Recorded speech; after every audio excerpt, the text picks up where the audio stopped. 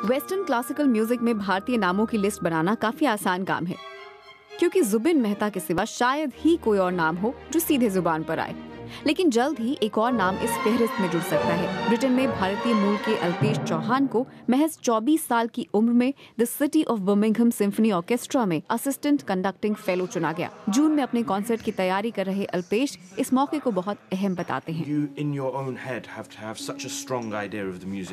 आपको मौसीकी के बारे में इतनी अच्छी तरह पता होना चाहिए कि अगर स्टेज पर 100 मौसीकार भी हैं तो उनकी तवज्जो पूरी तरह से आप पर हो, ताकि वो एक होकर अपना काम कर सकें।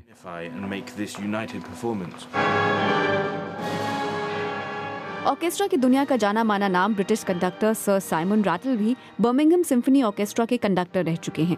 वैसे अल्पेश की इस क्षेत्र में दिलचस्पी से उनका गुजराती परिवार थोड़ा हैरान हुआ, क्योंकि वेस्टर्न क्लासिकल संगीत में भारतीयों का दखल बहुत कम है। बर्मिंघम सिम्फनी ऑर्केस्ट्रा के चीफ एग्जीक्यूटिव स्टीफन मैडॉक कहते हैं कि अल्पेश एक प्रेरणा बन सकते हैं। यहाँ पर अब तक बरतानवी निजात एशियाई या फिर इंडिया से ऐसा कोई कंडक्टर नहीं है जिससे लोग मुतासिर हो सकें, उसे रोल मॉडल के तौर पर देख सकें, क्योंकि इंडिया में कंडक्टर बनने के वो मौके मौजूद नहीं हैं जो बरतानिया में हैं। अल्पेश ने अब तक भारत को नहीं देखा है, पर वो कहते हैं कि उनका बचपन बॉलीवुड फिल्में देखकर गुजरा है और भारतीय जमीन पर परफॉर्म करना उनका सपना है।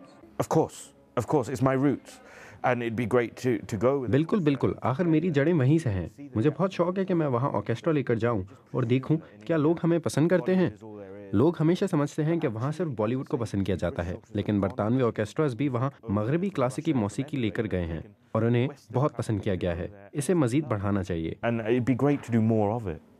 बहुत मुमकिन है कि भारत में बहुत सारे लोगों ने ऑर्केस्ट्रा का अनुभव ना किया हो और अल्पेश चौहान के नाम से ना वाकिफ हो, लेकिन बर्मिंघम सिम्फनी ऑर्केस्ट्रा ने अल्पेश को अपने साथ जोड़कर दरअसल एशियाई समुदाय को अपने साथ जोड़ने की कोशिश की है और उम्मीद ये है कि इससे उन्हें युवा एशियाई टैलेंट को अपने साथ जोड़ने में मदद मिलेगी।